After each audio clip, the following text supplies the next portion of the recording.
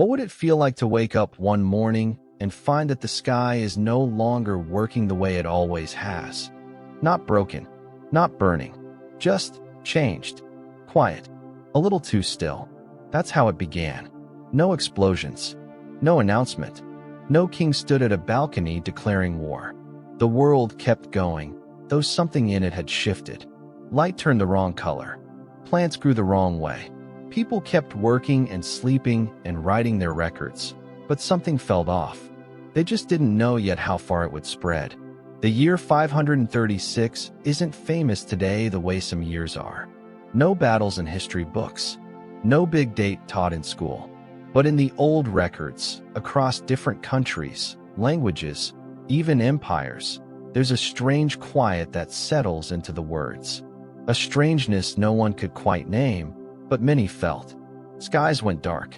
Crops failed. Ash fell from above, but not from fires. The sun dimmed for months and didn't shine the way it used to. People stopped seeing stars at night. Some whispered of poisoned air. Others thought the seasons had broken. And slowly, day by day, hunger crept in. This isn't a story about why it happened. Not exactly. That question still doesn't have a sure answer. Some say it was a volcano, far away. Others say it might have been more than one. But the real weight of this isn't in the cause. It's in how it felt to live through it. What it did to regular people. What it left behind. This is about how life keeps moving even when the world is quietly falling apart. It's a look at old homes that were never emptied. Letters that were written but never sent. Shrines where the candles melted on their own. Coins that showed up without anyone making them. Towns where the sky stayed gray for so long, people forgot how to tell time. You'll hear those moments now, one by one. They were not recorded in the same voice, but they all line up. Small signs that something very big had gone wrong. And that, for a while, the world slipped into a kind of stillness it never explained. This is what remains of that year. And it begins with a temple wall. He doesn't notice the color at first. The boy, still young enough to be called apprentice by the man he works for, arrives early to the warehouse like he always does. Just before sunup. Just before the centurions walk the upper lane and the mills begin to turn grain to flour near the salt stalls. Every morning, he comes before the others, sweeps the entrance, checks the ledgers, brushes the dust off the wood beams. Today seems no different. The air is cold, but not from wind. The sky looks dull before the light comes in, but he thinks it's just the season changing. It isn't until he steps closer to the side of the building that he sees the wall has turned dark. Not painted, not stained by rain, not shadowed. It looks burned, but without the damage fire should bring. Just a charcoal gray patch, stretching across the smooth lime surface of the lower temple wall, growing darker around the edges. His fingers go to it without thinking. The texture is soft at first, almost like powder, but not dry. It sticks to his fingertips in a way that makes him pull back and wipe his hand against his tunic. The color leaves a smear, but no scent at all. Nothing like smoke. No oil. Not even the usual smell the fire pits burn into the stone during feast weeks. He leans closer. There's no crack in the wall. No sign that torches were lit. The temple hasn't held a festival in days, and the last gathering, one honoring Syriacos, was marked clearly in the scribes' calendars. Everything after that has been quiet. All should be clean, except it's not. Around the corner, other walls carry the same dark smear. Inside the warehouse, it's colder than usual. Or maybe it just feels that way because of the stillness.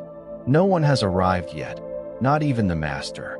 The large wooden door remains shut. Birds aren't sounding their cries from the temple eaves. There's no mule driver calling out prices for fresh olive skin. No sound of sandals moving along the causeway stones. Only the faint push of the wind, but it doesn't move the boy's hair. When the silence stretches too long, he walks toward the river, just beyond the harbor scaffolding near the edge of the grain stalls. A boat, the kind used by fruit traders from the lower delta, sits half-tethered to the mooring post. Its sails are rolled, tightly wound against the mast, canvas pulled close and neat, like it hasn't been touched since docking. He waits for someone to arrive and untie it. No one comes. That's when he sees the first person, kneeling, facing the temple wall, motionless. There is nothing about the man's body that suggests violence. His robes are clean. His arms, bare to the elbow, are open at the sides. Not a collapse, not a fall. His back is upright, hands resting palm up on the stones in front of him. He could be praying, but he isn't moving. The boy wants to call out, but the breath in his throat doesn't come. He remains frozen for several moments before stepping backwards. Then, finally, the sound of an opening door. A dry wooden creak curls out from the house next to the warehouse. An old trading house locked most days, owned by a man with a heavy limp and a face half-shaped by an injury no one asks about anymore. The man doesn't greet the boy, doesn't wave. He only steps halfway out the doorframe, eyes scanning the dark ash on the walls nearby. His hands don't move. There's no surprise on his face, just something that looks like quiet recognition. He glances toward the kneeling figure, says nothing, then makes a small motion with his hand, a signal that says, "Get inside." The boy obeys, not because he understands what he's seeing, but because everything under the rising light feels strange. His fingers are still dark from the wall. He touches them to his tunic again, but this time the smudge doesn't come off. That night, no lamps are lit inside the upper temple. No reason is given. A cleaner's note is written in one of the side clerk's ledgers later that week. The writing is careful but rushed, like it was done with an uneasy hand. Asterisk, wall blackened before dawn. No sign of smoke. Refused to clean. No fire present. Ash persists. Asterisk, other scribes leave it out. There's no record of a fire in the temple grounds. But 3 streets over, in the bread quarter, young cooks begin to see the same dust falling through the stone arches near the ovens. Thin, gray layers over the rising dough. The head baker throws out 4 batches before realizing the flour isn't spoiled. The dust is simply there, already in the oven, settling on the trays, coming from nowhere. It's not seen falling from the sky, not yet, but it coats, and it stays. In the following days, attendants at the city gate report fewer traders arriving. Not unusual for this time of year, they say, but a check of the market list shows something stranger. Outgoing cargo keeps moving. Barges leave port. Documents are stamped, but no new seals have been made. One official writes, asterisk, 3 vessels marked with last week's date. No traders known. Coin distributed already. Unsure of point of origin. Asterisk, lamps inside the smaller shrines continue to flicker, but not as they should. Candlelight burns shorter. The wicks bend sideways. Some melt into their cups before the wax has even warmed. Still, no one declares it a sign. A few step forward to ask questions of the priests, but the priests avoid meeting their eyes. There are things in every great city, especially old cities, that no one writes down, and no one names. The black on the wall grows thicker by week's end. It does not burn through. It does not fade. It only waits. It should be light by now. The farmers near the hills of Illyricum rise before dawn, the way their parents did, and their parents before them. Old habit, not ceremony. The body simply knows when to stand. But this morning, if it can be called morning, the sky offers nothing. No glow in the east. No pale edge on the tree lines. Just a heavy, dark gray that does not shift. One of the elder planters walks from his loft to the far fence, thinking perhaps he has misjudged the hour. He has no candle with him, no torch. He stands very still, waiting for the faint line of sun to peek between the stones he's measured every year since the last true frost. But the line does not appear, and as he waits, he realizes he cannot see his own hands. His family, inside the stone house behind him, stays quiet. No one calls breakfast. The grain sack tied with cord still leans against the wall, untouched. He tightens the knot without opening it. By midday, the darkness lifts slightly, but the light that arrives is cold and yellowed, like linen muddied by age. The heat never shows. No warmth on the skin. No shadows cast. just a low dullness, spreading across the fields like spoiled broth. The workers begin anyway, not because it's safe or right, but because the field does not know how to wait. The same day in Egypt, two priests mark the same problem, but in different ways. One writes on a tablet by the edge of the Nile basin, where sun clocks have marked the prayer hours since the city was widened by Rome. He scratches gently. Asterisk, water still. Light absent. Third hour missed by all. Asterisk. The other, older priest does not write anything. Instead, he scratches out the ash candles set beside the altar and faces the direction where east should be. Then he kneels. A young servant comes forward to ask whether the mass will be delayed. The priest does not answer. One hand rests on the floor, as if expecting it to change. In Constantinople, the emperor's court hears only passing mention of the slow mornings. The delay is noted in shipping records first, vessels leaving port without sun to guide them, forced to wait heavenly permission from what little stars remain. Sailors grow nervous.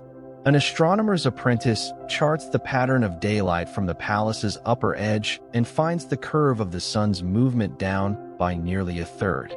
She does not have permission to publish it, so she recites the change quietly to herself until the numbers stay in her memory. From the outer markets of Ravenna to the high passes of Armenia, roosters continue to cry, but the morning stays as dark as the hour before. Some flocks go blind. Others begin walking in wide circles, nesting in places they've never used before. One farmer complains that his goats will not leave their pens, no matter how many times he opens them. In Gaul, a grain trader arriving late to a village finds every window shut, every curtain drawn. "I knocked," he tells a magistrate the next day, "but no doors opened, even though I heard people breathing inside." He leaves behind only a single bag of milled rye, half paid, and forgets to collect his weight seal. Hours continue to pass. The parchments do not help. It becomes harder to mark time. A monk in the south of Britannia writes the day's readings carefully, with page marks as usual, until, without warning, he does not know whether to stop. The line is still visible in the surviving copy.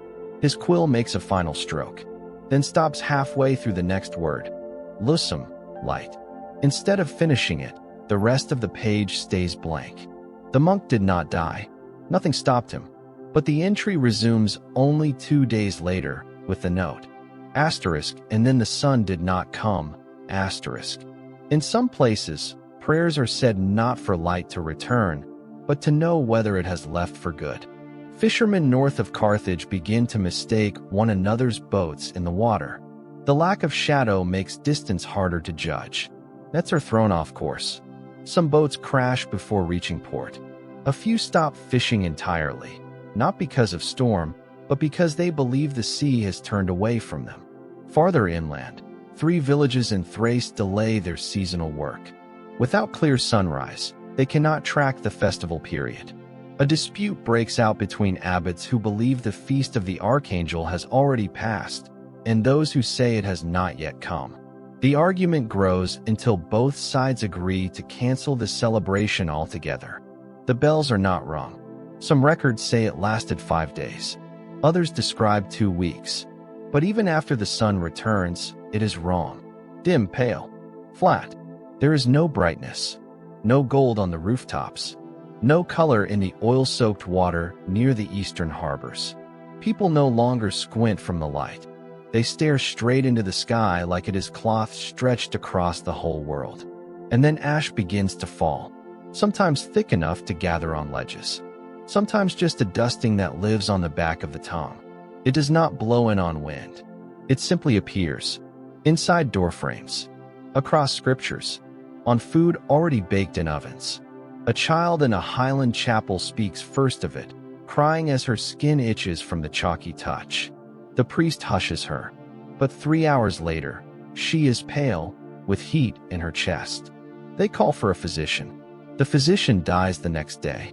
The local guardian performs the burial hurriedly under dusk that feels no different from mourning. In a letter from the hills above the Danube, written by an olive trader who never reaches his outbound ship. There is a final line scrawled upside down at the margin. We waited for the shadow, but it never came. Only the dim, and everything felt older. This line is found years later, kept in a worn collection of weather logs stored behind a collapsed granary.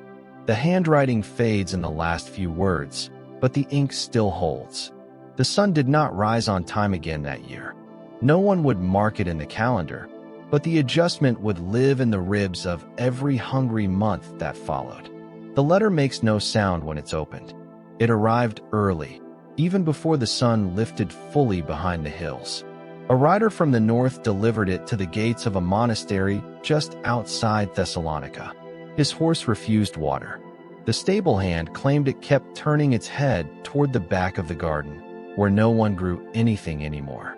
The rider didn't stay to explain. He only placed the rolled parchment into the monk's hand, unspoken, and turned his horse around. Some say he never even looked up. The letter itself is unusual. The wax seal is untouched, still carrying the faint edges of the scribe's ring, not one known to the monks. The wax is warm, softer than expected, but when the seal is cracked open, every hand that touches the paper feels it cold to the bone, as if it had been pulled straight from snow. Not cold like a cooled floor or damp fabric. Cold like illness.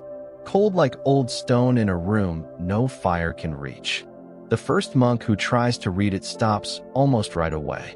He says the ink is smudged. When others look, the letters appear burned, warped and cracked, like candle flame had licked the page from the inside out. But the parchment itself is dry. Nothing's been spilled. No ash on the fold lines. And still, the ink seems wounded somehow, as if something colder than what had passed through it. They leave the letter on the shelf and cover it with linen. Later that week, another letter arrives. This one does not come by horse. It arrives with a young woman on foot, her cloak gathered tightly, her lips cracked by wind. She doesn't explain who sent it. She says only, asterisk, it belongs to the man who no longer remembers. Asterisk. Then she walks away. The second letter carries no seal. No markings at all, only plain ribbon wound once around. Inside, the writing is proper, clean. But the parchment bends in strange ways, stiff along the center line like it has held frost or iron. A servant drops it while carrying it into the recording hall, and when she picks it back up, without touching the ink, her fingertips are marked as though burned. Inside this second note, the words are normal at first. They read, "For carts will not arrive." The pass is closed in both directions. But below that, separated by a long space and written in what looks almost like a different hand, is a second passage. It reads, "Light comes late and leaves sooner. Smoke has begun to rise at the edge of the sea. We no longer know whose mountain it is." The monks copy both parts into their records, but omit the second when they forward the message to the bishop. In the north, more letters begin to arrive, strangers at first, carried by trade ships moving goods slower than usual, docking without log sheets or coin tallies. Some are simply observations, field counts, warnings about poor harvests, notices of grain lost to rot. But the tone is changing. One scribe in the city of Lugdunum describes it in his own letters. He writes carefully, although his pen hand shakes by the final line of each page. He says, asterisk, the paper is not wrong, but it feels damp even when dry. I seal them at night, but by morning, the wax is soft again. And when I hold them near my desk fire, they smell like ice. Asterisk. He collapses weeks later from fever. His final letters are never sent. Further east, 2 more monasteries report similar experiences. Letters arriving early, out of schedule, some with dates that do not match, seals that melt without heat, ink that warps or disappears entirely before the second reading. In Alexandria, a traveling monk named Palladius writes about seeing a pile of scrolls peppered with what looked like the rings of frostbite, soft white bruises growing through the parchment fiber, reaching in from the corners. He says they were still warm when unrolled. Two scribes who handled them fell ill 3 days later. One of them was buried in silence. The burial is not noted in the official documents. Farther inland, in the trading town of Ansira, a wax merchant opens a crate of returned correspondence, letters sent long ago but never collected. One by one, she unwraps them near a portable flame, letting the warmth soften the seals. As she opens the fifth scroll, she steps backward and drops it. The message inside is written in a fine hand, but it is frozen solid through the middle. The ink has cracked like lacquer, and the top right corner of the paper splits gently under the torchlight. It should not be possible, but it is. She throws salt into her bowl and burns the rest without reading them. Word spreads. In the old cities, mail is suddenly refused. In some districts, the monks will only receive a letter if the wax is broken and the string removed. No dark wax. No folded corners. A paper that folds too tightly is left in the sun before being brought inside. Even then, many letters go unread. People begin waiting for something no one has named. The arrival of a day that makes sense.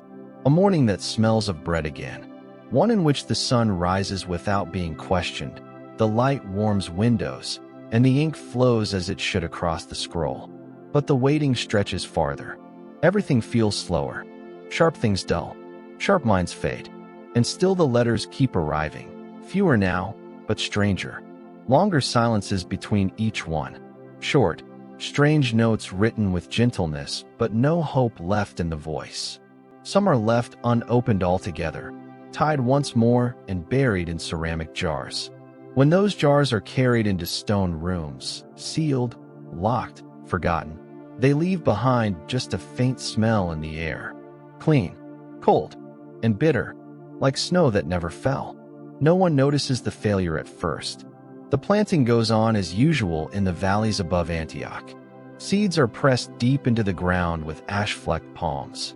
Spades carve the same lines they always do, following the last furrows marked before the frost month. Oxen drag their weights beside quiet-footed men. Children watch from the stone edges, pointing at worms lifted in piles of soil. To the common eye, everything is the same. Hard work, sweat on the neck, the routine of growing what keeps you alive. Even the earth seems ready, damp where it should be, holding warmth from the strange winter days that came and went without snow.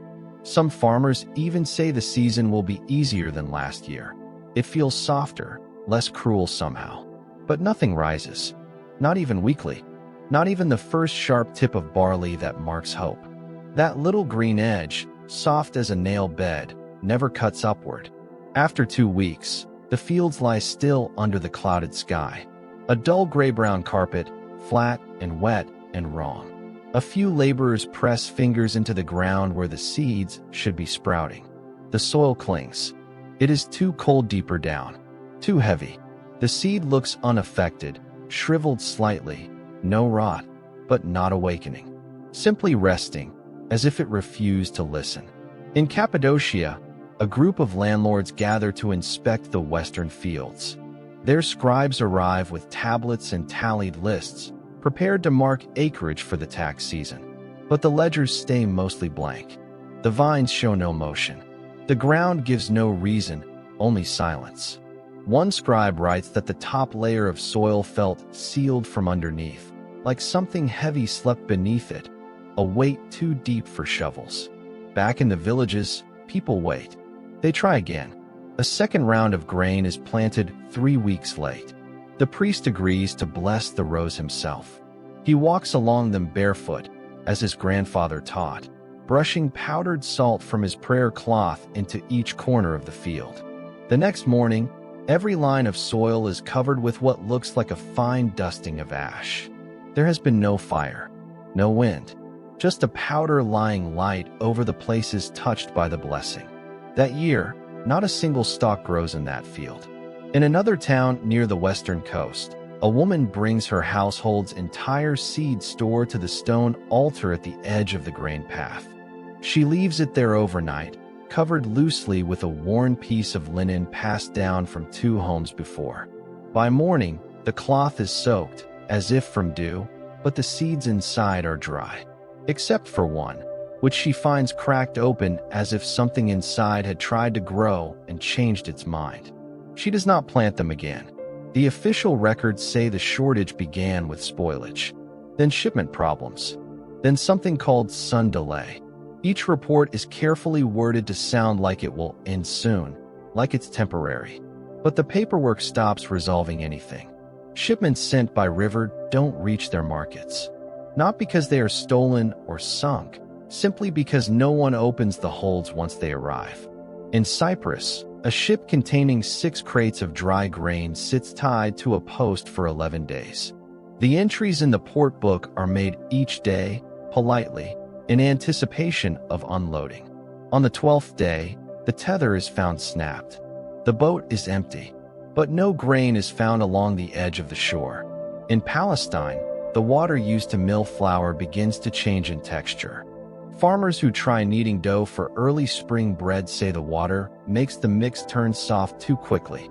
The bread tastes flat even before baking. Some say it leaves their mouths dry. Others say it sticks to the roof of the mouth, like chewing on cloth. For a short time, people return to roasting grain dry, but the piles begin to vanish faster than expected. Mice return, and then hawks, but neither stay long. Dogs become sick from flour when soaked in broth. Among the churches, new fasts are declared. Some are religious. Others look more like preparation. A bishop near Sisha gives a sermon saying hunger is a kind of invitation. *, food for the mouth will be taken, so make room for food of the soul. * His voice shakes, not from age, but from muscle loss in the arms. He faints 2 days later, and is carried home without comment. The land around the rivers begins to resemble dried skin, not from heat, but from something quieter, a drawing in. Farmers who cannot migrate begin cutting tree bark into small strips to boil for broth. Roots are gathered from places normally left for dead soil, edges beneath stones, ravines between goat tracks, corners of old battlegrounds. One boy manages to harvest a small patch of grain by digging deeper than anyone advised. He uses a stick, not a shovel, and tears the soil slowly until he reaches a seed that has sprouted. Only one soft stem, yellow and curled, open but weak. He carries it home as though it were an egg and shows it to his older brother. The older boy doesn't speak. He takes it to the shrine in the center of town and places it gently near a bowl of lime and salt. The next morning, the stem is wet, flattened like seaweed, dissolved where it touched the bowl's edge.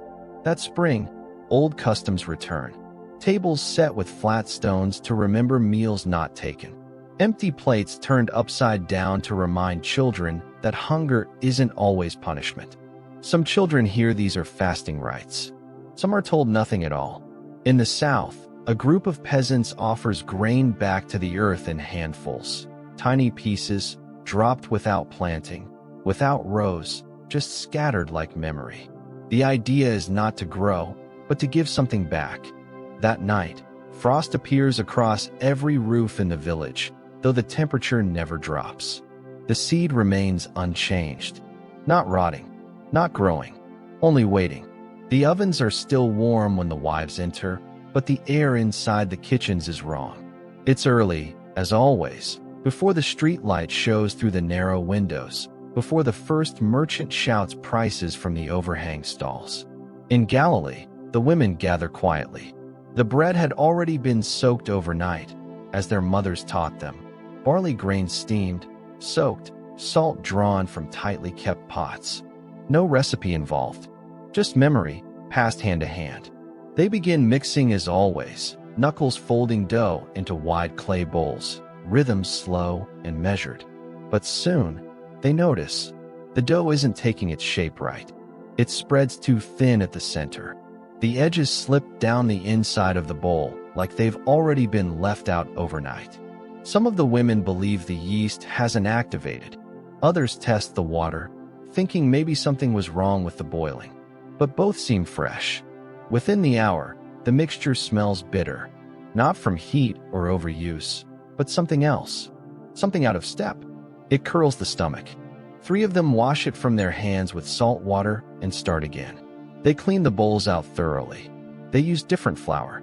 They light candles in the corners of the kitchen, as their older neighbor once told them to do when spirits interfered with labor. But the second batch ends the same way, too soft in the middle, edged in yellowish sweat. Alive, but in the wrong direction. One more woman tries to continue, though her mix smells sharply of earth, the way unused stone wells sometimes do after too much rain. She has a little girl, barely walking age, who sits quietly at the base of the wall while she kneads. After she pours the mixture into the baking pan and starts the fire, the child begins to cry. Not out of hunger, not loud, just a low, hiccuped moaning that doesn't stop. The mother checks her and finds ants gathered on the latch that seals the fire door, more than she's ever seen, crawling over the bricks, though no sugar has been spilled. That bread, like the 2 before it, never rises. Another town, this one nearer to the old Roman roads, reports similar complaints. A baker there sifts his flour 4 times, thinking mites have lodged in the grain. Nothing appears. The dough comes out strange again, this time in color, pale like it hasn't absorbed the water correctly. When he tries to bake with it, the crust doesn't brown. It remains gray and soft, no matter how long it stays in the oven. When he cuts through the center, it collapses under the knife like wet sponge. The taste makes his assistant cough. It dries the throat. Afterward, both men experience a rush of heat in the face and itching at the lips, but no rash. The oven is emptied. Nothing is ever baked there again. The reports from temples arrive more carefully, not in complaints, but in substitutions. Communion wafers are cut thinner, flatter than ever before. No risen host. No warmth in the texture. The wine begins to ferment at strange speeds. Some of it spoils before it finishes pouring from the clay vessels. In one record from a North African parish, a visiting deacon writes, "We blessed what could not rise. We drank what turned bitter before it could be blessed." The chalice was emptied without memory. In Alexandria, a matron who feeds 3 shared homes begins storing her flour in clay vessels pressed from a new mixture, less straw, more powder. She notices that the vessel walls themselves begin to darken around the rim before the dough is even poured. The discoloration doesn't spread, just holds there, thin and steady, like something trying to seep from the inside out. Her bread dries into chunks before it's ever touched by heat. One chunk splits in half under its own weight and turns soft at the center. Not mold, not rot, just wrong. 2 boys eat a portion and spend the next day sleeping without waking. By evening, one of them speaks only in whispers, saying he dreamed of climbing a staircase where no roof waited. She stops baking.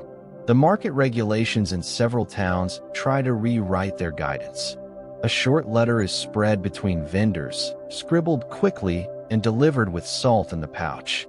It says, "Do not mix dough before sun's middle hour. Water should be drawn only once. If it smells of iron or milk, do not use. Bake with skin to the window. Let no child near the bowl until dough is warm." There's no name attached. The ink is faded by the time it reaches most villages. Still, some follow it. Others give up baking altogether. Instead, people start eating raw groats and peas, soft enough to chew without cooking. Hunger spreads, but not in waves. It spreads like silence. Kitchen fires are maintained for warmth only. Smoke curls from rooftops even though no meal is inside. Some families dry lentils into brittle cakes, placed in cloth and soaked in vinegar. A monk in the northern hills begins wrapping his drying bread inside animal skin instead of linen. He marks the date, places it behind the altar stone, and leaves it as an offering. When he checks it a week later, the bread has dissolved, but the animal skin is dry and whole. Back in Galilee, the oven stones begin to crack. Not shatter, just split slightly, one by one, edge to edge, as if the weight of half-mixed dough is enough to press them apart. And in a bakery not far from the sea, a woman returns after 3 days of rest with a fresh bowl fresh flour, and water pulled at dawn. The mix holds. The dough rises just enough to feel alive, the scent like something returning from somewhere far away. She smiles. Then she opens the pan and finds mold under the crust. It had grown before she ever lit the fire. The matron keeps her records the same way she has since she first took her seat by the window above the birthing floor. One wax tablet per birth, one line for the mother's name, another for the date, and a final mark for survival. The survival line is drawn with a fine reed soaked in crushed tea bark, an old practice from her grandmother's practice, said to bring luck. If the infant lives through the fifth cry, the line is pressed firmly. If not, the reed is snapped and burned. Through late spring, she writes the names neatly, 30 births marked, spaced in careful rows, the tablet warmed over oil to fix the wax. But every line in the last column has been left blank. Not scratched out, not skipped, just incomplete. She lies awake most nights now, even when it's not her watch. The other matrons don't speak much. They prepare the shackling cloths, boil water, slice fruit, clean the sheeting. Their hands move the same way they always have. But no mother has held a living child in her arms in nearly 2 moons. Not one. The infants are born full-sized. Round heads, warm skin. Many arrive with strong motion. But minutes pass, and the breath does not come. Their skin stays waxy, their eyes too quiet. Some make a single sound, then nothing. Some never cry at all. One child was born holding their own umbilical cord, coiled tight in one hand like a ribbon. One mother tried again, her third child. She had lost the other 2 in winters past, but this one, she insisted, had fed well in the womb.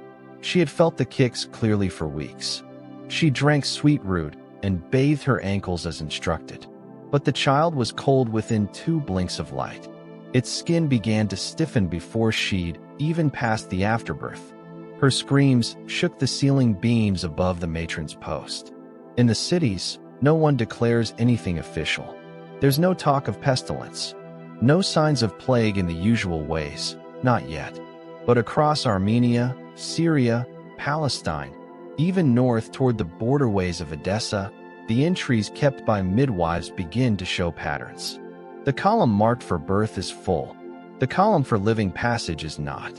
In Byzantium, a physician with court training keeps quiet notes. He has delivered 9 births in 30 days. 5 ended silently before nightfall. The other 4 within 48 hours. His assistant suspects poison. The physician does not. He writes, no mark on skin. No failed heartbeat. The breath does not stay. Air moves in. Then nothing. Later, he tries placing a heated cloth on the chest of one infant to see if warmth will draw life back. It does not. The skin remains soft. The eyes do not close. He does not write anything more after that. Farther out into the countryside, young women carry their pain more quietly. In small homes, above goat pens, behind dry pastures, they give birth in silence, without help, hiding from neighbors, from fear, from shame. The labor begins, the labor ends, and what remains is buried in worn cloth, under soil that no longer feeds even the smallest seeds. One account, scratched into bark, preserved between slate panels and found years later behind a sealed abbey wall, reads, I made milk, but nothing drank it. I stayed still while it dried. In Cappadocia, a rumor spreads through dry valleys, quiet but firm, that the moon has turned away from birth. An elder midwife, age unknown, stops offering her services. She tells her final client that until stars return to the sky, there will be no more children who belong to the world. She is not seen again after that. Monasteries begin to take in abandoned swaddling cloths, clean, folded, untouched by child, but left at their doorstep without note. Some are weighted with small stones as if to keep them still in the wind. A head friar in Amorium writes that 13 such bundles were found over 1 week alone. None contained a child. Only one had a name written into the fold, Eli, who arrived too soon. The cloth was burned. At the Temple of Syra on the outskirts of Petra, something different is recorded. Two girls arrive from a nearby village, walking barefoot, each carrying an urn of salt water that had been used to bathe their cousins following stillbirths. When the priest asks what they've come to offer, the older girl says only, "it doesn't stop. So we brought it here." The urns are placed beside the shrine. The stone beneath them is found cracked the next morning. By summer, herbs for childbirth are sold only to those with written blessing. Fear creeps into the work of those who used to serve life. The line between healer and mourner softens. And still, no one says the word curse. Not yet. Not because they doubt it, but because speaking a curse out loud gives it a name. And names are meant for children. The coin shows no emperor's face. It is smooth, clean, and weight-certain. Circular, with a slight rise at its middle, like a bowl pressed in reverse. No text, no symbol, no lines where it would have been carved. But at its center, just faintly, there's a shallow dip in the metal, like it once held a single drop of oil. The tradesman who first receives it thinks he's been tricked. He says he doesn't take foreign coin. But the woman offering it insists she earned it that very dawn, helping a merchant unload clay barrels near the harbor. She can't name the merchant. She doesn't know his flag. She simply says, "they paid in this." All two of them had the same. He takes it anyway, more out of unease than trust. Later, he tries biting its edge. It's real. Within a week, 3 more are passed through the southern stalls of the market. Within 2, a satchel of nearly 50 is handed to a grain counter working outside the granary by the hippodrome wall. No record of the coins exists in the port ledgers. No barge notes them. No tax collector mentions them. But people take them, because the real coin has become scarce. Barley traders from the north hold back shipments, waiting for safer seas. Wheat bags are smaller. Fig shipments shrink. But these coins spend easily, too easily, and no one knows where they're coming from. A metalsmith in Naples scratches one with a heated nail. The mark stays shiny, but the outer layer curls back slightly, thin as dried wax. He says it's not forged, but not newly cast either. The material underneath is brighter than silver, cooler to the skin, even after the flames touch. He doesn't take another one after that, but most others do. By mid-year, passes are exchanged for food using these coins alone. In Garama, traders begin to favor them, placing them knowingly into bowls of vinegar, oil, or seawater to see which ones lose their shine. None do. In a port town along the Judean coast, a man passes through the market gate with a pouch of 60. He buys no food, only cloth and vinegar cakes. He leaves behind 2 coins on every stall table, even if he doesn't take anything. That night, when the vendor returns to collect what was left behind, the gates are closed. The coins remain. The man is never seen again. More troubling than their presence is their number. They're not rare. They appear in bulk. Cloth merchants receive them in tied cords, 5 across, looped like rosary beads. Fishmongers find them stacked in clay pots, already soaked in brine. No 2 people report receiving them from the same source. No name is ever given. One bishop writes in a sermon that silver without a seal is not payment, it is warning. He forbids its use within church walls.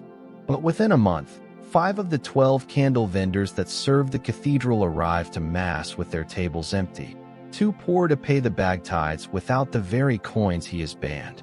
In one monastery, a nun records a conversation overheard between 2 visiting water sellers from the upper valley. She does not list names, only the words. She writes, "The coins are cold, brother. Too cold. I've held silver in snow and it still had weight. These carry something else. What then do we do? Pray they are merely foreign. Pray harder if they are not." The coins begin appearing in hidden places. A mason finds one placed inside a hollow beam behind the north wall of his house. A wagon maker finds 4 wrapped inside a scroll of unused papyrus. A small boy discovers one under a tile in a walk path covered in dried blood. He takes it home. That night, the tile shifts again, though no storm or foot has touched it. No explanation follows. A group of monks outside Thebes try melting them, one by one, each brought to the fire, wrapped in linen and pressed between iron tongs. But the coins only soften, never collapse. When the heat cools, the shape hardens again, perfect as before. The linen, once white, turns dark red. The monks send no more letters on the matter. In Edessa, an older woman opens a small chest her late son had buried before he went blind. Inside she finds a belt, 2 small prayer socks, and 12 coins wrapped in palm leaf cloth. She takes them into the town office for counting. The clerk who receives her refuses to touch them. He offers her salt instead. By the end of summer, these new coins are everywhere, but always carried quietly. Heads tilt when they're passed. Hands wipe after touching them. Few refuse them, but none count them aloud. Blacksmiths begin to twist their own marks into the coins to track them.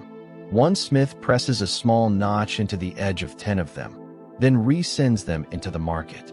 A week later, 6 come back, each with the notch erased, as if the coin had healed itself. Another tries coating the surface in wax to capture its imprint. The wax darkens, lifts away, and hardens like stone. The coin looks back at him, unchanged. He buries the rest near a river bend and hides the location in a psalm. No one minds them. No one mints them. They keep arriving anyway. The grave should have stayed closed. It was marked properly, sealed under church witness, with 2 lines of clay mortar pressed beneath the final joint. One of lime, one of salt, a custom long practiced in this part of the Raven Hills, where the air rests heavy with sea wind and old prayers. The man buried inside had been a known figure, a former conciliator between tax figurers and land agents. A tidy death, sad but expected. Fever, the kind that came and went even in good years. His burial was held just after dusk, with neighbors in respectful silence. No mourning bells rung, by his own request. 3 weeks later, during an early tremor that shook the clay rooftops of Upper Via, the stone slab above his resting place cracked. Not violently, but enough to draw notice. Masons were called. 2 young apprentices arrived with rope and tools to mend what they believed was a slab split from a flaw in the stone. But as they pulled it loose, the older of the 2 turned white in the hands. The coffin lid had moved. Not shattered, not lifted, just shifted, as if breath had lifted beneath it once, in the middle of the night, and then went still again. Inside, the man's body remained unchanged. More than unchanged. Preserved. His mouth was closed. Yes, but the color of the lips stayed, strange and pink, like the tone of raw clay or wetted roots. And the skin at the brow was smooth, not drawn. No pungence rose from the linen wrap. No blackening seeped from the lower ribs. His hands were clean and placed politely over the navel. More than this, the wax cross on his chest, a mark placed by the friar before burial, had not melted. In fact, it appeared brighter than on the day it was pressed. The apprentices didn't speak. They closed the coffin again and did not repair the stone. Word reached the church regardless. A friar arrived 2 days later to cleanse the site. When asked what rites he had used, he replied that he had used none, that there was nothing to cleanse, only something to remember. He didn't elaborate on what he meant. Other tombs began to show the same problem. In the low chapels near Langobardia, a family vault was opened during a repaving. The men buried within had been sealed for decades, generations, in some cases, but the 3rd stone was found damp around the edges. When pried back, the chamber appeared dry, but the air inside pressed hard into the chest, almost warm, as if it had been occupied more recently than expected. One body, the youngest of the family, dead only a year, lay with eyes still visible, pupils shadowed but not collapsed. A faint reddish-brown bruise wrapped his right wrist, though embalming spices had been used. His sister fainted upon seeing him. The chamber was sealed again without ceremony. Back east, in Armenia, Several graves near the border towns were unsealed by water damage during an early melt. What began as mud seep led to full earth collapse, and several local men were tasked with lifting the broken slabs to collect air items or remains. One of them, a boy of 15, was asked to clean a bone marker loose from a half-revealed coffin. As he lifted the wood marker from the grave bed, he slipped. His knee struck the seam, and the lid split open beneath him. What he saw was never written down. He returned home with blood at the corner of his mouth and died in fever within a day. Only later did the village mender admit that the boy's tongue had turned gray. Not black, not green like rot. Gray like stone. This was not known widely at the time. But in other parts of the empire, similar testaments began to collect. Small, uneasy ones. A nun in Verona described opening a saint's chamber to redress the linens left there, an annual custom meant to refresh the chamber air, but she paused when she realized the oil inside the basin at the saint's feet was full. It hadn't been filled. She had marked it herself the year before, emptied for cleaning, never restored. But now here it sat, full to the rim, clean, golden, giving off heat. She did not enter the chamber. She wrote down only one sentence that survives in the back of her songbook. He is changed by no hour that passes. Still later, in Tyre, word came of a locked tomb sealed inside lime and wax both. A bishop, surrounded with 3 layers of scripture at his chest. The wax, supposedly heat-hardened and pressed with long symbols of the holy names, had softened. Every line of the seal had curled loose. Each scroll had slid to the side. His lips, like the man before him, remained red and closed. His ring, marked by office, had rusted, but his teeth had not. There is no single explanation in the church records. No declaration of miracle. No panic. Just questions sent in hush, passed between senior deacons, each more hesitant than the next. Priests refused to speak about dreams involving open stone rooms and breathing walls. One monk swore he saw a body blink during repose rite. He was removed from service the next day. His name is not in the register. In a town near Ctesiphon, tombs begin to be built shallower than before. Not because of cost, though that was the excuse used, but because families are less eager to bury so deep when they cannot trust what lies still. Salt is mixed into the lower rows. Bell cords, once tied to the wrist in rare cases of fear, return, not symbolic this time, but real, though no one expects them to ring. But in one instance, they do. Not at night, not from storm.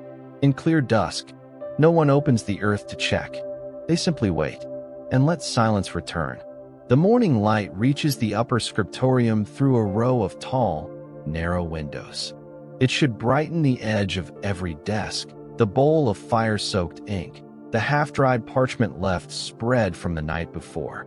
But today, the light feels thin, more like a smear than a beam. The scribes still take their places, seated cross-legged or hunched low, heads already bowed before the bells finish their tone. The manuscripts are uncapped. The inkstones are unwrapped from cloth. Their pens, reeds carved by hand, sit where they always have. And yet, some of them hesitate to write. It begins with a single page.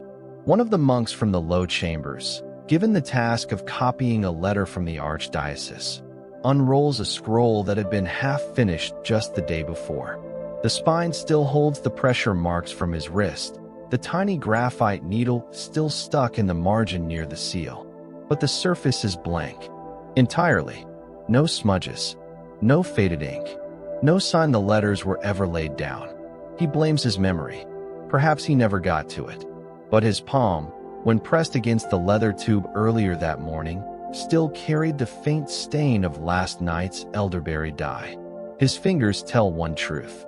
The scroll shows another. That same morning, 2 more monks from the listening hall find their backup text stripped of certain lines, as if the words themselves slipped between layers of the parchment and disappeared without damaging the page. One of them holds his palm over the page, repeating the missing phrase aloud. Asterisk, those who hunger shall be filled. Asterisk. But the page stays wordless. Over the next days, they begin noticing more. Ink that runs clear, even when stirred. Lines that glisten properly under candlelight, only to vanish once cooled. A servant blots a finished page with drying cloth, unwraps it a few moments later, and finds the last 4 lines peeled away, without any scrape or tear. The cloth underneath appears pale blue. A young copyist, early in his apprenticeship in the monastery over Caricos, tries copying a passage from the rulebook of St. Barlaam. It's a simple assignment given to new hands. But as his reed touches the parchment, the letters come out thin, faded as though written from the wrong side. He dips again, still faint. On 3rd try, the ink appears dark, but when he glances down to check the earlier lines, those have already begun to lighten. He rubs his fingers across the edge of his hand, expecting to find a smear. Nothing. But his fingertips begin darkening slowly, ink pooling under the nails, faint purplish patches bleeding toward the cuticles. He cannot wash them. By this point, the scribes have begun lighting oil pots near the ink tables to test whether heat is keeping the script alive. For a short time, it works. Warm parchment accepts the markings better than cold. Lines stay a few hours longer. Fewer vanish during drying. But within a week, even that begins to fail. 2 scrolls copied in full, once with heat, once without, are placed side by side in the central dome hallway. By morning, both are unreadable, but the wax circle placed beside them, used to seal their ink boxes, appears freshly pressed. Its ring mark is clearer than before. The circle is pale gold. The firekeeper withdraws for 2 days. When he returns, he will only write with charcoal on stone. In Alexandria, inside the Greek chambers near the old cliff paths, the ink turns red. Not by choice. A scholar recounts dipping her reed into the jar of boiled walnut dye, waiting a few seconds as instructed, then writing her first letter, ****. The mark is deep and blood-like. She tries again. The same. Ink from the same bowl, but now colored in a tone no one mixed. The stone pin by her writing hand falls out with no touch. She does not finish her scroll. 2 cities away, in a teaching shelter built from driftwood and mosaic tile, a priest notes that slates near the children's couches will no longer hold new marks. Chalk glides across but leaves no dust, no outline. One child scratches hard into the stone until his nail splits. The waxboard is blank. They switch to sand. Even that begins to close too quickly. A boy prepares his copy, traces it with his finger, *Gloria Dei*, but the marks close before the elder can see. He flushes, begins again, and still, the older scrolls begin to fade, not fully, but in places. At first they go soft at the edges. Then lighter patches develop, shaped not by smudge but almost by breath, roundish, unfocused, the way wind moves across warm glass. In the scriptorium of Beth Nasha, 3 priests select an older letter, stored in lime-wrapped leather, and open it to read out loud during prayers. Most of it is gone. The greeting remains. The date. But between the salutation and the last line, only one word remains dark enough to read. Silence. It is not a word that makes sense in the passage. It doesn't match the tone. It reads like a stray note, misplaced. And yet, it is there, darker than the rest. The letter is hidden in a sealed jar. The priest speaks of it to no one. In the evenings now, the scribes begin singing their copying prayers aloud, not for memory, but to fight the feeling creeping into them, that what they're writing will not last till morning. What was sacred starts being carved instead, into stone, into rosewood, into tiles, into wax. The ink they no longer trust, not because it stains, but because it fades so quickly. It's as if the world no longer wants to be marked at all. The first time it's noticed, no one mentions it. It looks like dirt tracked from the road, harmless, forgettable, the kind of dust that builds on windowsills or the corners of paving stones, shaken off with a cloth. In Anatolia, It gathers inside an open courtyard where olive trees grow crooked along the stone wall of a public spring. The ground is swept every evening, as it's always been, with a bundled brush tied in goat hide. But now by morning, as the courtyard begins to fill with early feet and clinking cups, there is always more. A boy helping his father carry jugs notices it first, not the sight, but the weight. He says the water feels thicker, not cloudy, just slightly slower. Like it takes longer to pour. Like it doesn't want to move off the skin. His father shrugs it off. Maybe the stone was cold. Maybe tired hands make water slow. But then the boy leans over the edge of the spring and touches his fingertips to the puddle near the rim. There is no ripple. The surface breaks, yes, but there's no wave afterward. No pattern skating out along the top. The father cups his hand in and drinks. The water is clean, but later that day, he complains of dryness along the roof of the mouth. And later still, of a taste he can't explain. Not rot, not metal, just dull. Like memory that's been in the sun too long. That evening, the boy brushes dust from his arms 3 times. He hasn't been near the fields. And when he wipes the skin clean, it gathers fast behind his elbows again. The same week, bathhouse workers in the upper hillside quarters begin finding sediment in the floor pools. At first, they believe it comes from unwashed sandals or road-walking patrons, as usual. But soon they notice something more. The dust doesn't stick to the sides or to the towels. It hovers quietly in the water, soft white trails like flour and broth, until the pool is drained. Then, it leaves behind nothing. No ring, no grit, nothing at all on the basin floor. One girl places her palm flat against the now empty pool and finds it cold. Not cool, but almost pulling heat from her skin. The floor is dry, but the cold remains. She doesn't return the next day. By the end of the month, the sweepers in inland towns grow angry over their work stretching longer for no gain. Cemeteries fill with a film so fine it settles on the stones without a sound. Inside a church where no door stands open, a thin layer coats the altar basin just before morning prayers. No priest had opened the windows. No censer had swung its ash. One caretaker leans down to gather it with a cloth and says it isn't real ash at all. It doesn't leave the smell. It doesn't change the color of the cloth, but it presses into the folds like softened wax, weighting the fabric as though wet. The churches do not speak of it in homilies, but they begin sealing letters again. Around the same time, a ring of merchants meets in a tea house near the fork where roads cross from Iconium to Caesarea. They've seen the dust follow their trade paths, settling on goods covered overnight, even crawling into sealed baskets. One reports opening a leather packet of dried fruit and finding the inside cold, as though it had been pulled from a mountain cave rather than carried in the sun. They call the meeting to discuss spoilage. But the meeting ends without resolution. Nothing ceased transport. No new regulations. Just lowered voices. A half-drunk cup of tea left on the floor is found the next morning with dust gathered around the base. Only at the outer rim, shaped almost like a circle. Several weeks later, mosaic workers along the valley road begin abandoning outdoor projects. One man reveals that the tiny blue tesserae tiles he was preparing for installation became slippery in his fingers, even in windless air. Another claims his chalk lines would not stay drawn on the stone. He blames sweat, then oil, then breath. But when he stopped breathing entirely, holding still for a moment, the lines still slid out of shape. They refused to finish the work.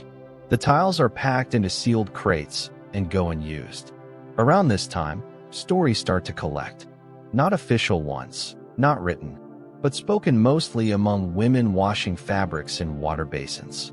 Some begin to say the dust comes from above, not below, that it doesn't ride in on wind, but just arrives. Not in clumps, not in gusts, just a faint white weight that finds the arms, the eyes, the air. It's never visible in the act. Fingerprints take longer to fade. Candles left uncovered go dim halfway down, their flames still upright. Clay wrapped in linen takes on a texture that potters say they don't recognize. Not cracked, not wet, but something harder to define. In one town tucked into steep mountains, children begin arriving at the baths with flushed cheeks. Their fevers run low at first, then stretch over days. The physician does not blame the dust. He says illness comes for many reasons. But the last child to arrive before the baths were closed had been covered in a soft pale film from the shoulders down. Hours later, it had vanished. By summer, the wealthier homes try sealing their roofs with double layers of waxed canvas. The beds are swept daily. Rooms are burned with juniper and dried moss. The servants drag cloths along the floor until the backs of their knees ache. Still it gathers, sometimes only a trace. Enough to taste on the tongue, though no one sees it fall. A single cleric inside a high monastery tower smears a finger across the open windowsill each morning. By candlelight, the trail remains. By dawn, it no longer shows. One morning, she writes a sentence in the sill's dust with her finger, 3 words. The next morning, the words are gone. Only the shape of her fingertip remains, clear enough to press into wax. Locals first heard it in the hour before sunrise. Above the river bend near the borderlands of Gaul, where black soil gathers at the base of the hill and the air hangs heavy with the scent of pine sap, several shepherds sleeping on old rugs awoke at once, not from fear, but from the strange sensation of pattern. A rhythm, a kind of sound too round, too low to call music, but too balanced to call noise. It barely moved the ears. One said it was like feeling a chant through the ribs, rather than hearing it in the air. Another claimed it was coming from the east wall of the hill, though no birds stirred and the trees remained still. But when they stood to check the flock, they found every sheep lying down, not curled for sleep, not shivering, just laid flat along the ridge, one by one. None had screamed, none bled or kicked. They were simply quiet, too still. One man touched a ewe's neck and pulled back. The animal was warm, but no breath moved. When he looked to the others, the same was true, newly dead, without panic, without cause. As if the breath had been pulled from them gently, without permission, all in the same moment. A few of the shepherds said the sound continued as they backed down the slope, even growing clearer. A soft, rolling hum that reminded them of prayer, though no voice shaped it. One likened it to Latin. Not words, not lines, but something that felt known to the body, even if the ears could not understand it. Something built long ago and buried too deep to be heard until now. The mountain did not smoke. It did not tremble. But by the second day after the animals' deaths, people stopped grazing near it. Word spread slowly, not because no one believed it, but perhaps because others heard it too and did not want to say. Farmers along the ridge began reporting tools going blunt after burial. Sharp iron left in the fields would lose its edge inside a week. A man who buried his pruning hook near a tree said it came out soft, not broken, but the blade did not feel like metal anymore, like it had folded inward. The vines above that spot died in a circle. Priests in the neighboring town called off their evening procession. When asked for a reason, they gave none. But witnesses said that on the morning before the decision, several church candles twisted inward, wicks turning sideways beneath the flame, flickering for an hour, then extinguishing without breeze. No one tried to relight them. Others, farther from the center, said they too woke to the hum, not loud, but everywhere. Men in the port of Massilia claimed that clay pots along the dock began to settle into grooves they hadn't carved. The terracotta bases rested awkwardly against the planking, slipping slightly as though the wood itself had changed shape overnight. When lifted, their undersides carried a faint, gritty dust. It was not ash, nor stone. When touched to the skin, it vanished. In a house above the Paseo Lucrece, a teacher of Middle Latin described a waking dream in which her students repeated prayers she had not assigned, repeating them perfectly, in tones she didn't recognize. Some said words the others didn't hear. When she finally did speak the dream aloud, in careful, distressed fragments, the man recording her testimony lowered his parchment before she finished and left the room. He returned only to say her words had already been written down in the margin of a book they had not opened in years. They stopped lessons after that. Elsewhere in the same valley, others claimed the mountain itself could be heard late in the 4th hour, just before the sky relit, when stars could no longer be trusted to tell the time. Some families stood in silence at the edge of their fields at that hour, listening to something distant but not small, vibration, resonance, breath-like, but coming not from air, not from sea, not from sky, from stone. One man walked the slope to find the point most audible. His son waited 4 hours. He did not come back. When the elders sent others, they refused to go beyond the second rise.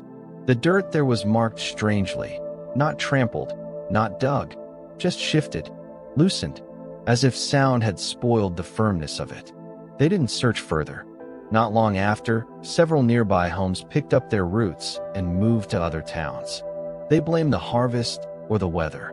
But in the notes left behind, messages traded over closed gates and passed by sick animals, or short phrases scratched into bark, leather, and slate. The sound stole memory.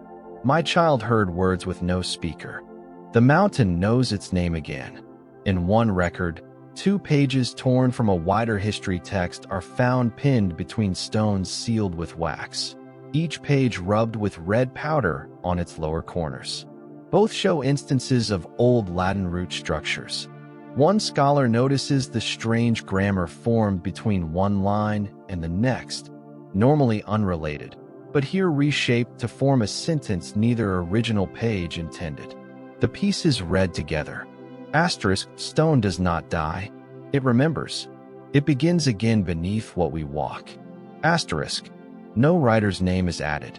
No attempt to explain how the alignment was discovered. Monks begin to board up shrines carved too close to the roots of stone. Not collapsed, but emptied. Incense jars moved elsewhere. Icons removed. No formal announcement is ever made. But a hollow in the chapel wall near the mountain remains closed by flat wood, painted with a single phrase in ink still wet even a day after it was touched. Asterisk, he returns with no mouth. Asterisk. Later, a path leading up the rise is finally marked closed, not by soldiers or warning stones, but by a line of sandals left in a row, each turned slightly outward. Not buried, not worn through, just set there, gently, as if their owners had waited a while and decided to continue barefoot. Down below, the humming does not return every night, but when it does, no one sings, and no one speaks Latin. The abbey in Rome stood silent by dawn, its stone walls gray in the dim light. A nun, tall and steady in her white habit, steps into the courtyard. She pauses by the low wall that overlooks the city, her hands folded lightly. Ever since the nights grew pale, she has found herself here around the 9th hour, watching for the first star, the one that always appeared just before shut-eye prayer.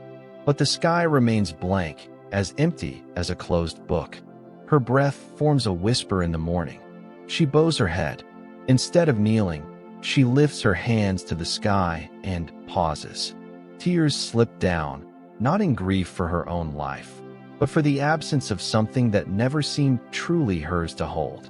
No star breaks the darkness, just a flat expanse that presses against her soul. Below, in city homes, mothers with children stare upward in hopes of a single point of light. But their eyes reflect only themselves, pupils wide, uncertain. One boy, old enough to speak but too tired to say much, tells his mother he can no longer tell day from night. She holds him close and murmurs a prayer that sounds more like a question.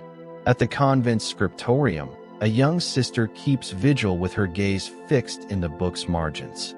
She copies the Psalms, heart steady, until a failing line in the morning light makes her falter. She sets down her quill and walks to an open window, searching for even the faintest star. None come. In Antioch, Travelers bound for the desert pass speak of waking in campsites with lamps lit half the night, trusting, perhaps, that nothing worse than dimness can come. By the morning, no one remembers lighting the candle. It sits cold and unused. A shepherd on the hills of Nicaea returns each night to check the sky, hoping for just one light to guide his way. He finds none, and when he heads home, he leads his flock by memory and instinct. But by the third night without a star, the sheep wander. One goes missing, its bells silent on the breeze. He tracks for hours, calling its name into the void. Parents begin marking doors and windows with chalked crosses, praying to catch a star's blessing should it return. They keep the marks even after it remains dark for nights stretching to a week. They do not erase them. One woman says, "If it returns, let it find the sign." A merchant's wife in Ravenna sleeps with her door slightly open, candle low. She's told herself she listens for the star's signal, a single sharp note in the night air like a chime. But she hears nothing, only the slow calm of an empty sky. The choir mistress at a northern basilica notes that the sky blots out the sense of rhythm. She leads her singers, but their voices waver, as if trying to match an unseen tempo. On the third evening of her vigil, she stops and raises her hands. Silence fills the basilica. She lowers them slowly and says, "Let us sing for what once moved us." Hunters near the Carpathians say their dogs refuse to track in the dark. One trapper lights a torch, expecting the beasts to follow. They flee instead. He calls them home, but they don't come. In Edessa, the astronomer tries to chart night by night. She records a graph of fraction darkness, seeing patterns of thinning points, but no stars. She marks her parchment with a circle and a dot, then erases it. Her eyes are tired when she stops. Two children run out of their home just before sleep, remembering a lullaby about the evening star. They look skyward and laugh, but their laughter ends in whispers. Their mother watches from the window and stands silent, overwhelmed by the stillness outside. In an abbey library, a scholar finds a text from centuries before, explaining a starless night. He reads, but the words don't feel connected to this time. He closes the book and locks it away, no longer sure words can hold their meaning. And still, no stars return. They move into memory, into marks on walls, into sighs at midnight for something that no longer answers. No one lights the lamps early. No one laughs at the idea of stargazing. The sky that once guided footsteps, prayers, and hope now feels like a closed door. Amid this emptiness, eyes lower. Not out of shame, but out of searching. The sky did not dim. It turned, as it always had, in full circle, in full measure. The great dial of the hours continued its sweep across the vault of heaven. Shadows still moved. Sundials still cast their slow lean. But the world below began to wonder if the sun still knew them. It began in the fields. In Phrygia, a set of terrace farmers noted the grain tips no longer grew golden under morning light. Not burnt, not gray, just colorless. Pale, as though light touched the surface but could not enter. One woman crushed a stalk in her palm and held it to her nose. No scent. The grain gave no odor at all. Not green, not dust, not husk. It was simply there, and then not worth mentioning. In the same season, a shepherd noticed that his shadow no longer matched him. At first he thought it was his eyes. He had been staring into dawn too long, trying to see if the ridge would burn red the way it used to. But even blinking, even walking, even tilting his head, the shape behind him was wrong. Thinner than his frame, longer in the arms. When he raised a stick, the shadow did too, but slower, as though it were following from memory, not from presence. He did not return to the ridge after that. In Byzantium, sun lamps are lit earlier, not out of vanity or feast, but out of necessity. The halls feel colder by midday. Gold loses its luster, not from dust, not from age, but from the way light now rests on things, not in them. Walls shimmer dimly in the sun's touch, but hands beneath that same glow still feel chill. One monk describes the experience as standing beside a fire drawn on cloth. Seen, but not shared. The high priest of Antioch is asked to bless a window. A boy had been sitting at its edge during morning recitation. He had reached toward the beam that stretched across the floor tiles, light-filtered, gold-laced, clean, and pulled his hand back sharply. His skin had gone numb. Not frozen, not burned, just wrong, like it had slept too long beneath something heavy. He would not speak again that day. The priest said the blessing, but asked afterward if the window had ever been repaired with foreign glass. The answer was no. In the halls of Edessa's upper school, students begin sitting in corners untouched by the sunbeam that stretches through the center arch. Not instructed, not scolded, just moved. One girl cries when asked to walk across the beam.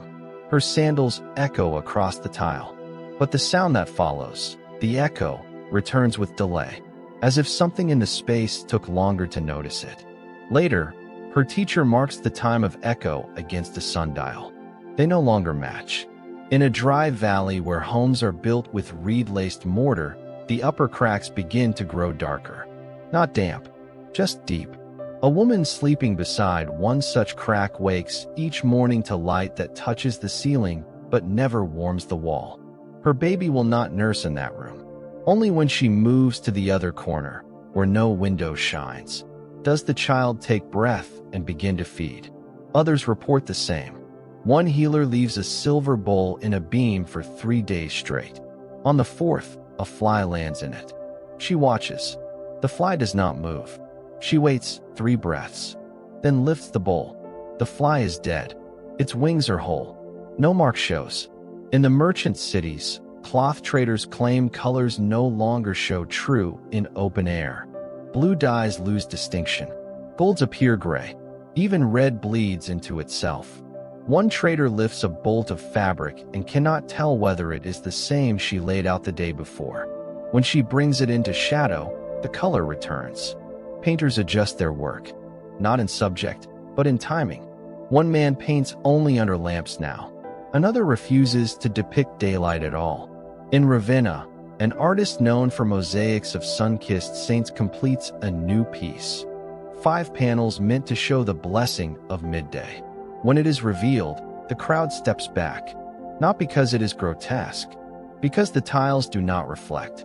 Even gold, even polished, the panel seems to absorb the gaze, and the sun behind the saints appears colder than the stones around it. The artist does not speak during the ceremony.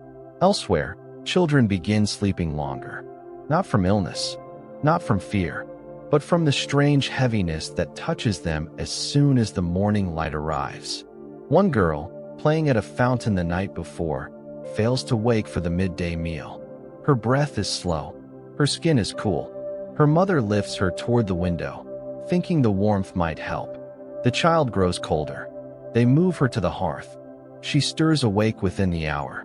Word spreads to the north that priests are wrapping icons in cloth, no longer trusting them to hang near the clerestory light. One bishop says it is not blasphemy. It is preservation. The faces have begun to fade, not paint, not surface, but expression. Smiles once drawn in delicate line now appear flat. Eyes that once widened in prayer now seem shut, even when open. One icon is shown to weep, but the tears leave no stain, no salt, just a slight trail, as if oil had warmed the paint, though the chamber had not been heated. It is wrapped the same night. Finally, in a desert monastery 3 days south of Aleppo, a single word appears carved into a stone slab where no hand has worked in years. It is not fresh, not chiseled, but there, clear as light. Witness. No scribe claims it. No chisel is found.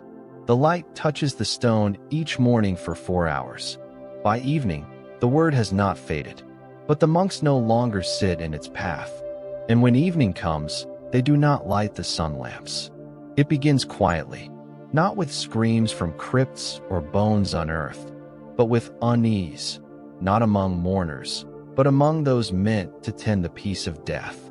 The grave watchers, the linen folders, the soil blessers, Those whose fingers brush the eyelids shut before the earth is closed above. They are the first to sense it.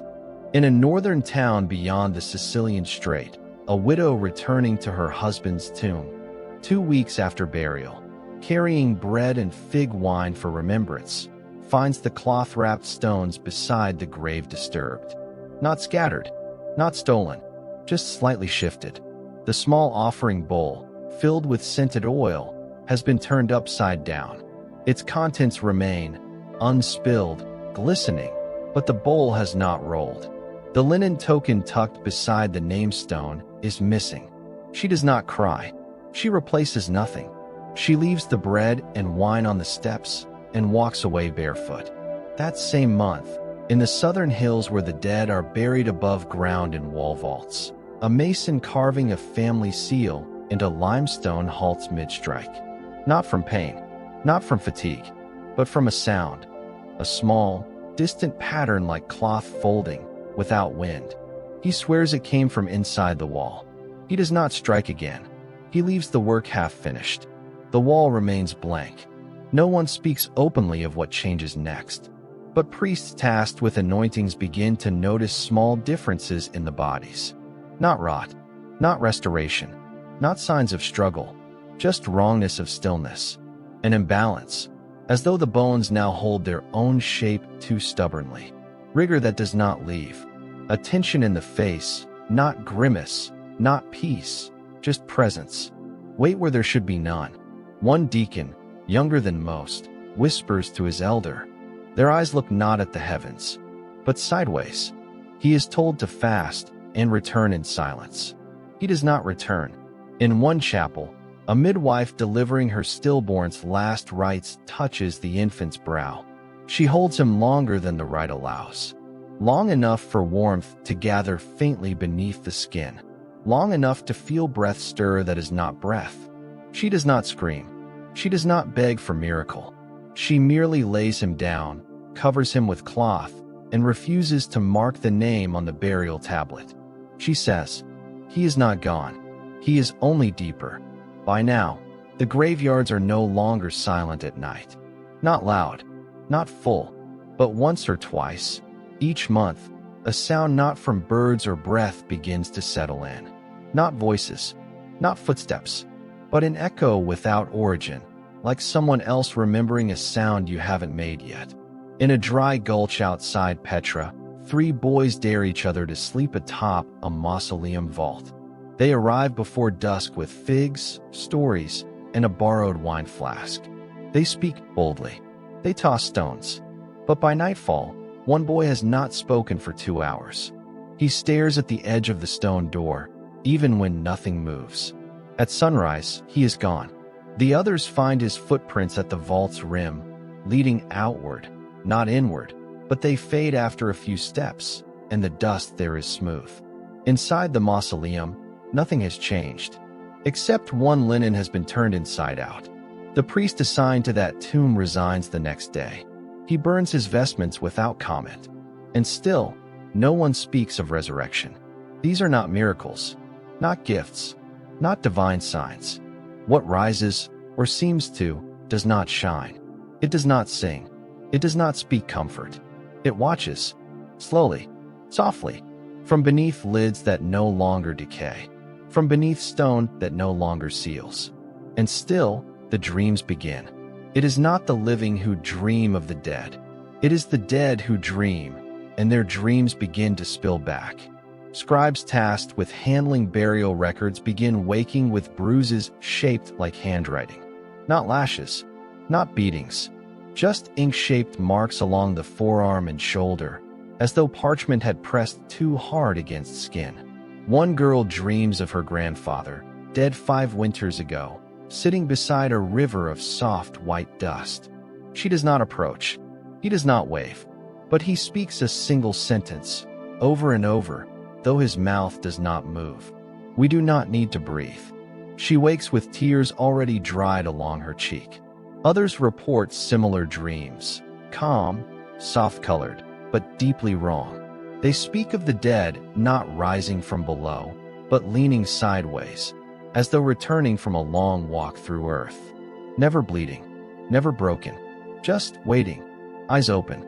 In a bathhouse converted to a winter refuge near Carthage, a fevered man wakes screaming from his cot. When calmed, he repeats one phrase over and over. They dream in us. They walk there now. He dies before dawn. A cleric sent to prepare his body claims his eyes will not close.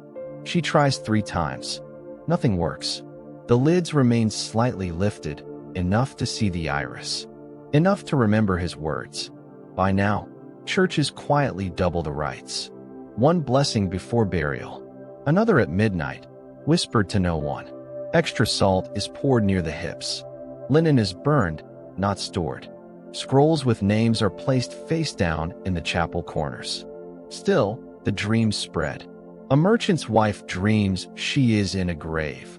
Not her own, not buried, but standing just beneath the topsoil, able to see the moon through the thin crust of dust above her. She raises no hand. She feels no fear, but the soil begins to press into her mouth. She wakes with dry dirt between her teeth. She says nothing to her husband. That same week, a monk in Cappadocia writes, I dreamed of my own body walking toward me. It did not want return, but it had been called. He does not clarify who called. He adds no second entry. At a burial mound near the sea, a boy helping prepare a tomb drops his shovel when the dirt shifts without touch. He falls backward. The priest scolds him. But later, when the grave is filled, the priest too returns to look. The soil is smooth. No trace of tools. No trace of labor. As if the earth had buried itself. He calls no masons. He lights no incense. He simply steps back and writes a single word into the altar wax. Occupied. No prayers are added. Even in the grand necropolises, where rows of vaults line roads once walked by emperors, small signs gather. A brass plate twisted by no hand. A prayer tablet that will not hold its nail. Stones found moved, not toppled, but slid. By what?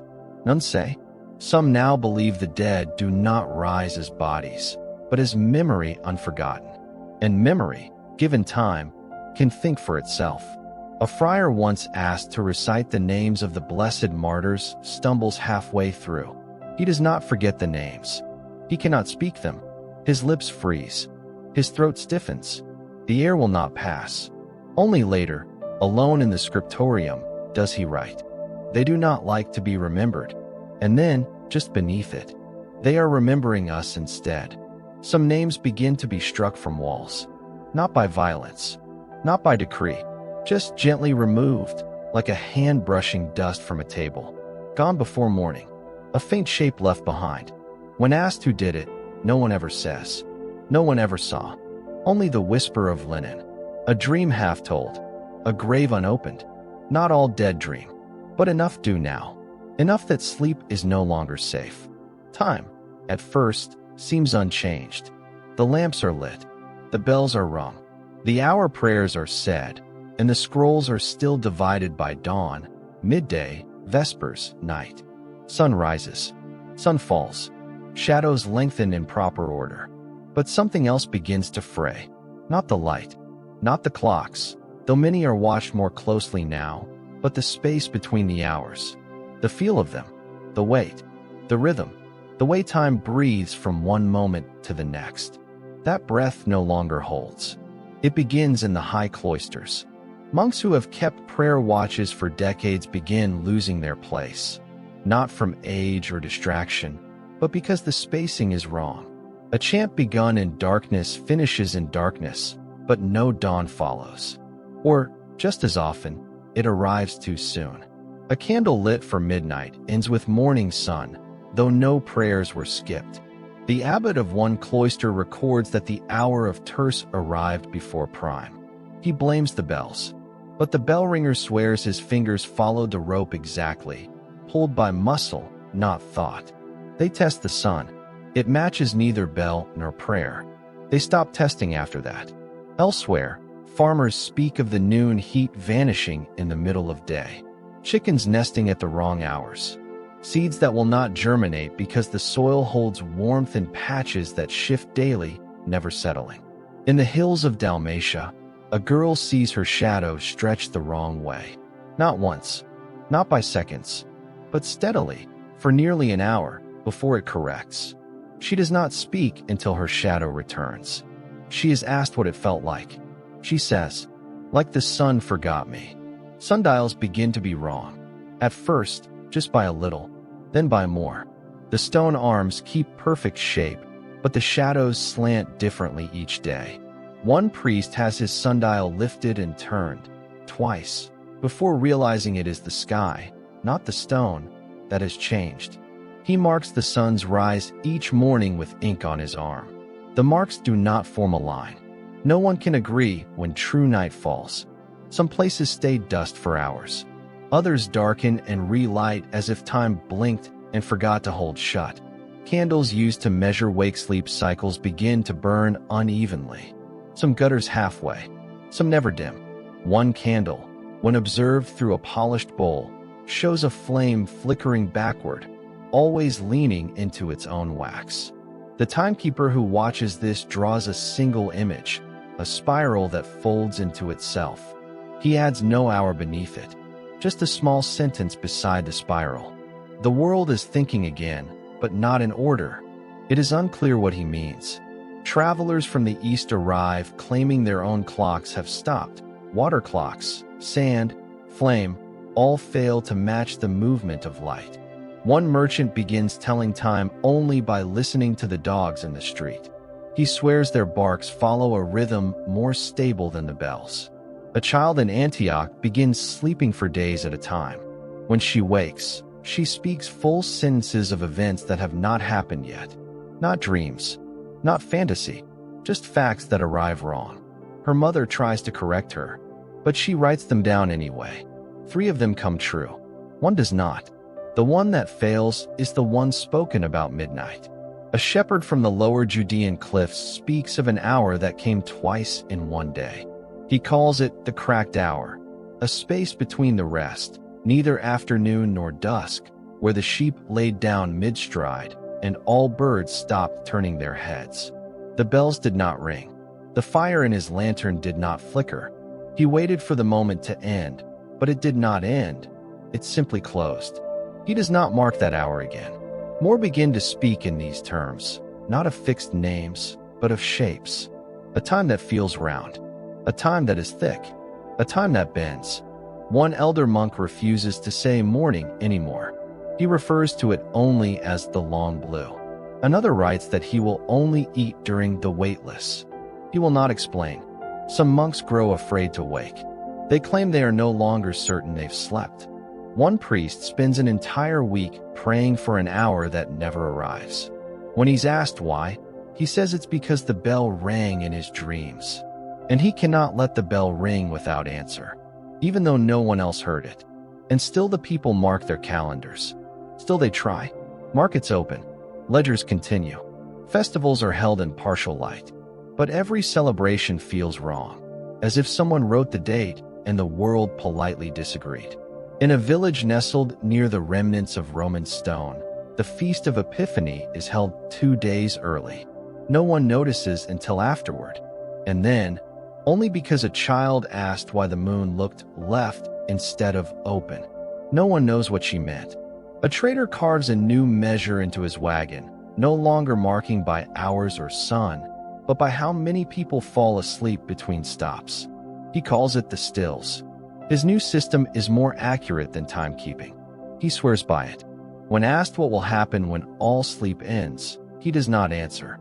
In Alexandria, a final effort is made to pin the sun, a great chart drawn on stone, attempting to record the slippage, the drift, the fold of hours.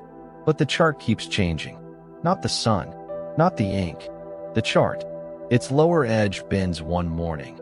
Not cracked, not damp, but curved as though pulled by heat no one felt. The stone is warm to the touch. The scholar who made it begins writing only at night. Not by choice. He says the words won't come by day anymore. And all across the lands, people begin to let go of the old hours. Not in rebellion, not in despair, but the way one lets go of a rope no longer tied to shore. They cook when hungry. Sleep when light dims. Pray when stillness weighs heavier than sound. They no longer ask when something will happen. They ask only what shape it came in. A boy in a shrine school describes his days as colors. He says, "Some are gray long, some are thin red, some are blue tired, but some don't come at all. I wait, and they skip me." He draws them in chalk. And that's what time becomes. Not a line, but a map drawn by children's hands on stone, easily wiped, and never the same twice. It never came all at once. No thunder, no rending sky, no fire across the hills or floods swallowing the markets. There was no moment where anyone could say, "This is when it ended." Because nothing ended. Not truly. The ovens still burned, though less often. The coins still passed hands, though fewer spoke while taking them. People still bore children, less often, with less breath, but they tried. Some crops still grew. Some ink still dried. Some names were still said. But something had been asked of the world, something deep, old, and never properly answered. And now, the world had simply paused its waiting. It didn't rage. It didn't shout. It just stopped asking the question again. And so, the people lived on, with silence in their prayers, with dust in their wells, with songs left unsung because the mouths that knew them no longer trusted their tune. In a cloister above the old sea wall, one monk still rang the bell. Not for time, not for mass, just once each dusk, so the sound would stay in the stone. He did not know why, but the bell rang just the same. In Petra, a woman kept sweeping the threshold of a shrine whose offerings had ceased long ago. Her broom gathered nothing but air. Still, she moved it gently, as though a guest might yet arrive. In the deep valleys where fig trees no longer bore fruit, a boy carved lines into stone. Not words, not numbers, just lines, countless, close set, each one marking a day he could not name. He smiled as he did it. Elsewhere, strangers still passed each other on narrow roads. And though few now gave greeting, some paused, just a moment, to meet the eye. That pause was its own kind of mercy, a wordless liturgy of recognition. You are still here. And so am I. In a ruined orchard where only one tree bore leaves, someone tied a red ribbon to the highest branch.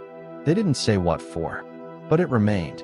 Even the dust, now familiar, no longer frightened anyone. It gathered on the eyes, the hands, the thresholds, but the people wiped it clean and kept walking. Not because they thought it would stop, but because they still chose to move.